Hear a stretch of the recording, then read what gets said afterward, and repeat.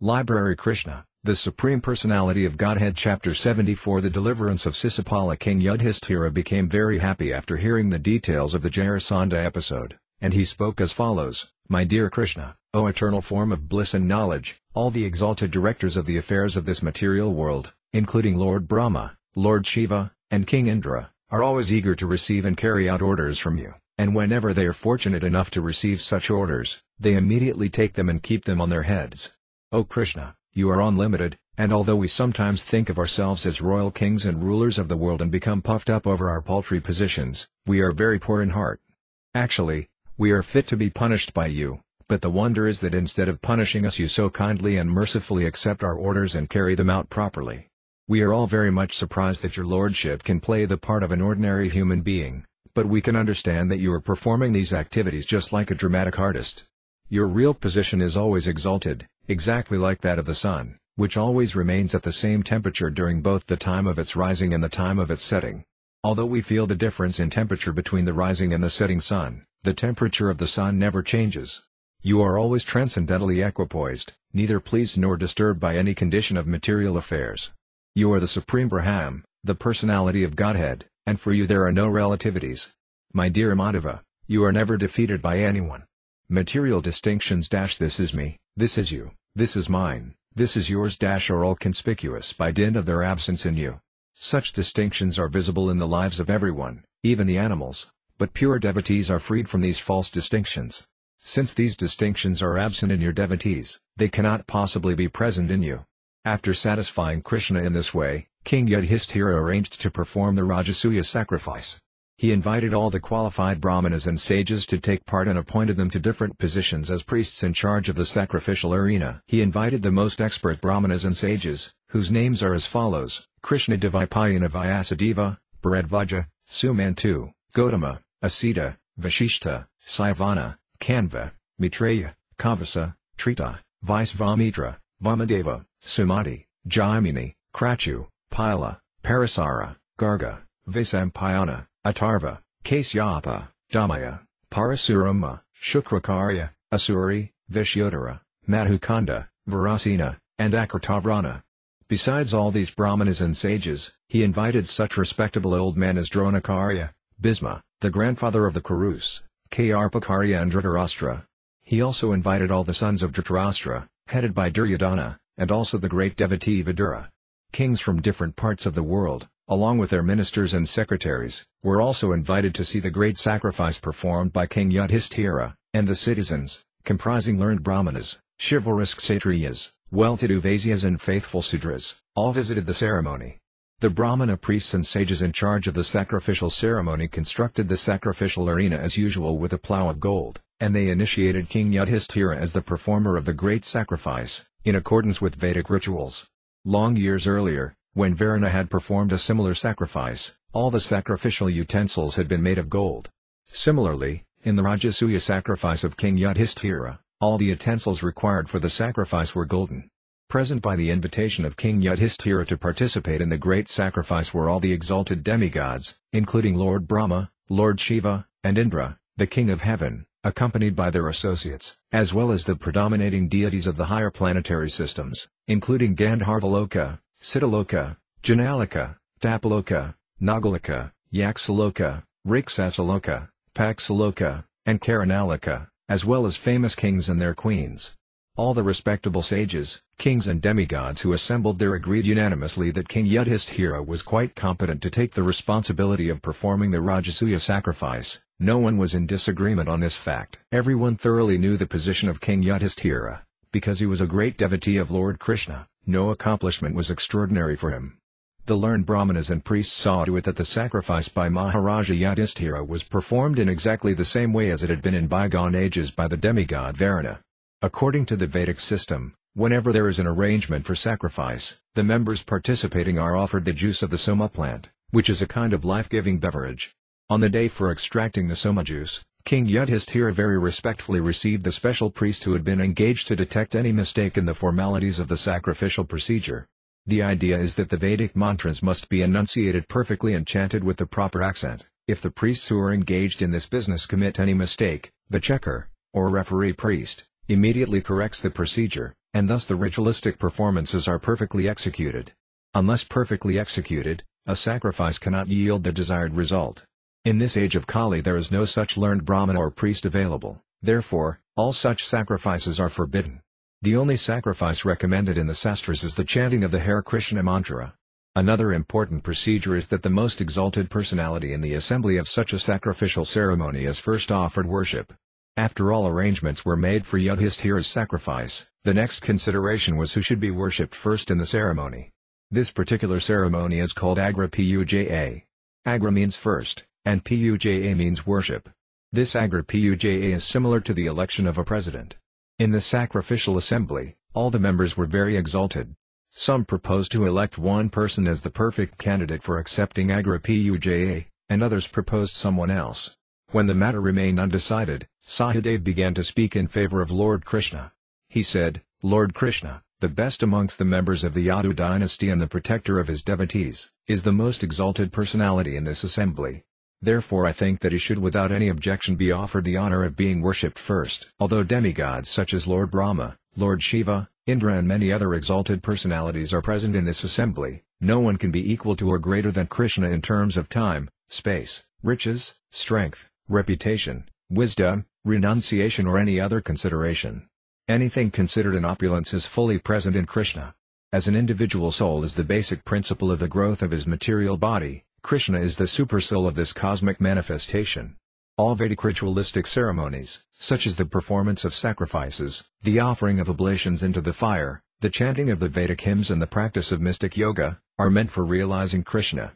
Whether one follows the path of fruitive activities or the path of philosophical speculation, the ultimate destination is Krishna. All bona fide methods of self-realization are meant for understanding Krishna.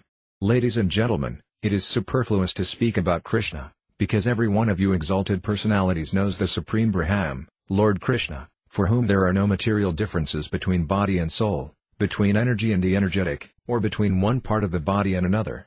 Since everyone is part and parcel of Krishna, there is no qualitative difference between Krishna and all living entities. Everything is an emanation of Krishna's energies, material and spiritual.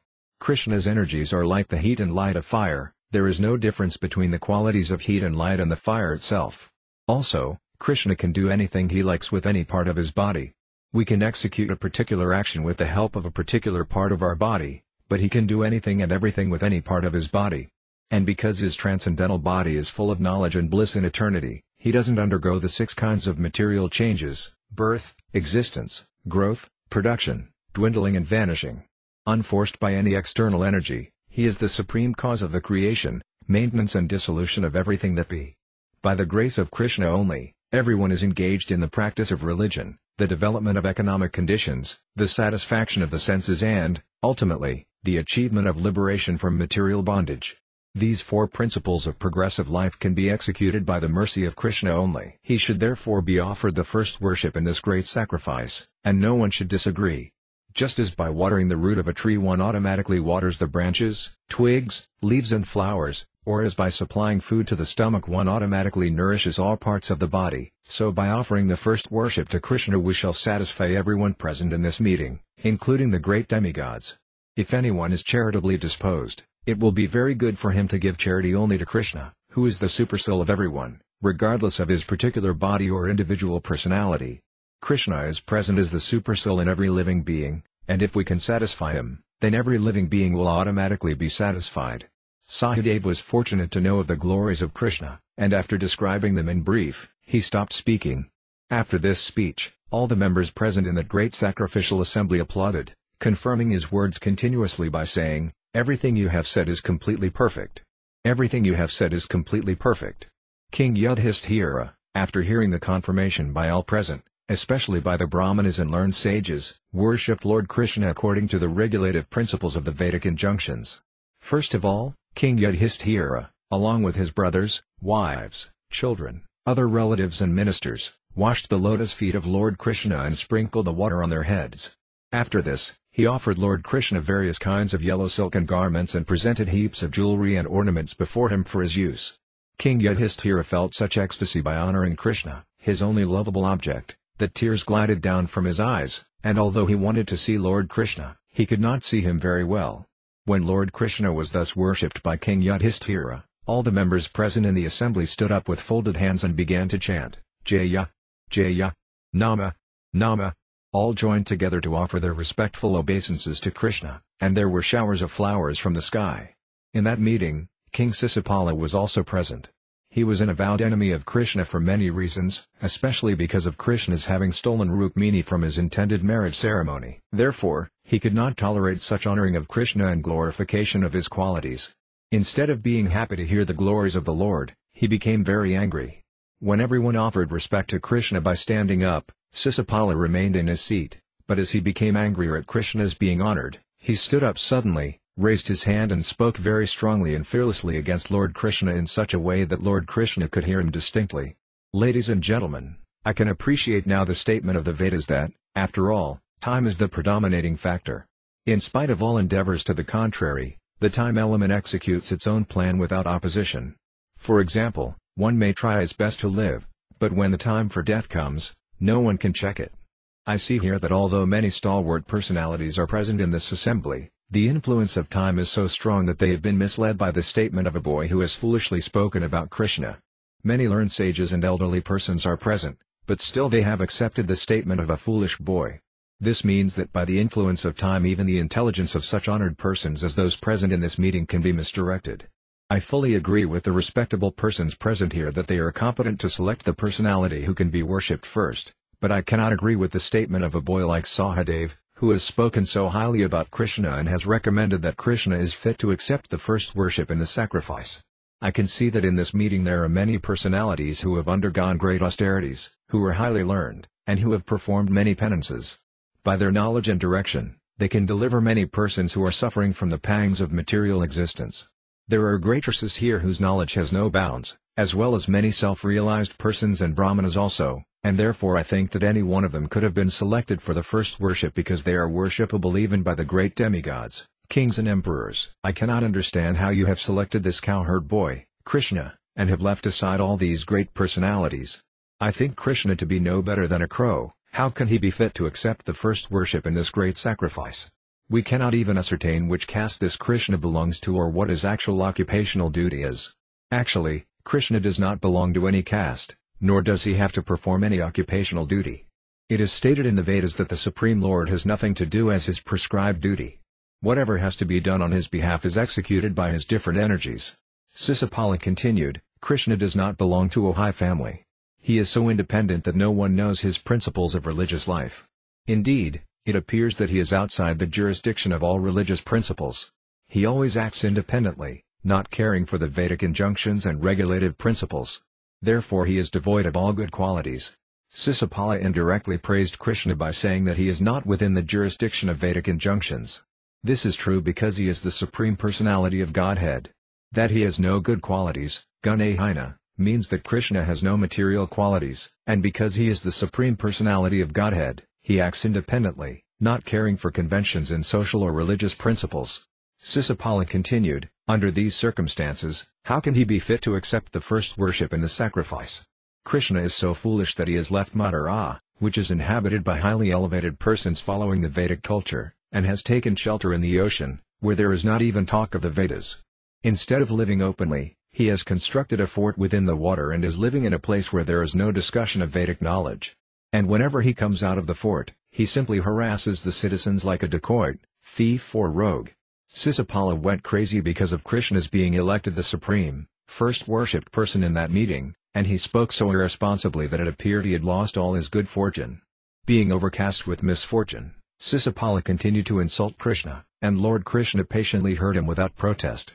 Just as a lion does not care when a flock of jackals howl, Lord Krishna remained silent and unprovoked. Krishna did not reply to even a single accusation made by Śiśupāla, but all the members present in the meeting, except for a few who agreed with Śiśupāla, were very much agitated because it is the duty of any respectable person not to tolerate blasphemy against God or his devotee.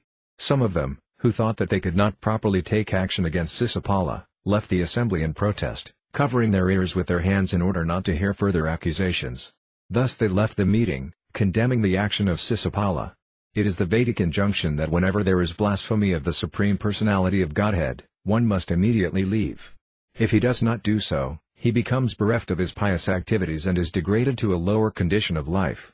All the kings present, belonging to the Kuru dynasty, Matsya dynasty, Kakaya dynasty and Srajaya dynasty, were very angry and immediately took up their swords and shields to kill Śiśupāla, who was so foolish that he was not even slightly agitated, although all the kings present were ready to kill him.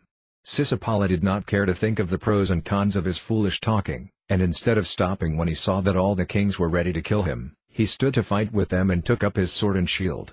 When Lord Krishna saw that they were going to fight in the arena of the auspicious Rajasuya Yajna, he personally pacified them. Out of his causeless mercy he himself decided to kill Śiśupāla. When Śiśupāla was abusing the kings who were about to attack him, Lord Krishna took up his disc, as sharp as the blade of a razor, and immediately separated Śiśupāla's head from his body. When Śiśupāla was thus killed, a great roar and howl went up from the crowd. Taking advantage of that disturbance, the few kings who were supporters of Śiśupāla quickly left the assembly out of fear for their lives. Then the fortunate Śiśupāla's spirit soul immediately merged into the body of Lord Krishna in the presence of all, exactly as a burning meteor falls to the surface of the globe. The merging of Śiśupāla's soul into the transcendental body of Krishna reminds us of the story of Jaya and Vijaya, who fell to the material world from the Vaikuntha planets upon being cursed by the four Kumaras. For their return to the Vaikuntha world, it was arranged that both Jaya and Vijaya, for 3 consecutive births, would act as deadly enemies of the Lord, and that at the end of these lives they would return to the Vaikuntha world and serve the Lord as his associates. Although Śiśupāla acted as the enemy of Krishna, he was not for a single moment out of Krishna consciousness. He was always absorbed in thought of Krishna, and thus he first got the salvation of Sujya Mukti, merging into the existence of the Supreme, and was finally reinstated in his original position of personal service. The Bhagavad Gita corroborates the fact that one who is absorbed in the thought of the Supreme Lord at the time of death immediately enters the kingdom of God after quitting his material body. After the salvation of Śiśupāla, King Yudhishthira rewarded all the members present in the sacrificial assembly. He generously remunerated the priests and learned sages for their engagement in the execution of the sacrifice, and after performing all this routine work, he took his bath. This bath at the end of the sacrifice is also technical. It is called the Avabhrita bath. Lord Krishna thus enabled the performance of the Rajasuya Yajna arranged by King Yudhishthira to be successfully completed, and, being requested by his cousins and relatives, he remained in Hastinapura for a few months more. Although King Yudhishthira and his brothers were unwilling to have Lord Krishna leave Hastinapura, Krishna arranged to take permission from the king to return to Dwarka, and thus he returned home along with his queens and ministers. The story of the fall of Jaya and Vijaya from the Vaikuntha planets to the material world is described in the 7th Canto of Śrīmad-Bhāgavatam. The killing of Śiśupāla has a direct link with that narration of Jaya and Vijaya, but the most important instruction we get from this incident is that the Supreme Personality of Godhead, being absolute, can give salvation to everyone, whether one acts as his enemy or as his friend. It is therefore a misconception that the Lord acts with someone in relationship of friend and with someone else in the relationship of enemy. His being an enemy or friend is always on the absolute platform. There is no material distinction. After King Yudhishthira took his bath at the conclusion of the sacrifice and stood in the midst of all the learned sages and brahmanas, he seemed exactly like the king of heaven and thus looked very beautiful. King Yudhishthira generously rewarded all the demigods who participated in the yajna, and, being greatly satisfied, all of them left, praising the king's activities and glorifying Lord Krishna. When Sukadeva Goswami narrated these incidents of Krishna's killing Śiśupāla and described the successful execution of the Rajasuya Yajna by Maharaja Yudhishthira, he also pointed out that after the successful termination of the yajna only one person was unhappy. He was Duryodhana. Duryodhana by nature was very envious because of his sinful life, and he appeared in the dynasty of the Kurus like a chronic disease personified to destroy the whole family. Sukadeva Goswami assured Maharaja Pariksit that the pastimes of Lord Krishna, the killing of Śiśupāla and Jarasandha and the releasing of the imprisoned kings, are all transcendental vibrations and that anyone who hears these narrations from authorized persons will immediately be freed from all the reactions of the sinful activities of his life. Thus ends the Bhaktivedanta purport of the 74th chapter of Krishna, the Deliverance of Śiśupāla.